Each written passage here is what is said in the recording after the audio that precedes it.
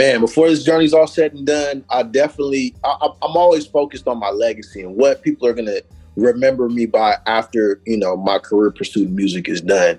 And I hope to establish a platform that enables people to become well-versed in understanding music business, to understanding that if they choose certain directions in their pursuit of music, that there's certain information that they should be privy to that, a lot of times people don't learn right away, or they spend a lot of time burning the candle at both ends trying to get the information. And so I want to create some kind of platform, some kind of network that is almost like a business 101 for people. Like artists can go in, new and old, because, not everybody that's been in the game a long time is well versed on everything business-wise either.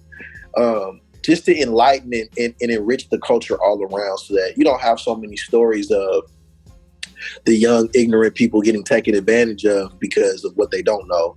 And even the older people that are, ignorant to very important details in their career that would help manifest certain things business-wise, so they don't get taken advantage of. That's my biggest thing. I guess I'm always rooting for the underdog. I'm always rooting for the uninformed to be informed. And because that's just the type of person I am. I'm constantly researching, constantly studying, trying to make sure that I'm taking the right approaches to all the business dealings that I'm doing with my art. That it helped me get to that point sooner. I would have said probably to investigate and understand music business a lot earlier. A lot of times as creators, we just jump into what we're passionate about, and that's the art. And so we end up having to take a lot more losses than we should have initially. Where if we were to just investigate and understand, like if I go to apply for a job, right, I understand that if I'm going to ask for a certain wage or a certain salary, that my resume has to qualify that. So it's no different than going into trying to navigate a publishing deal or a recording deal. It's like, I know if I want to be able to have certain things as part of my terms, then I know that I need to have the right amount of leverage to be able to negotiate these things.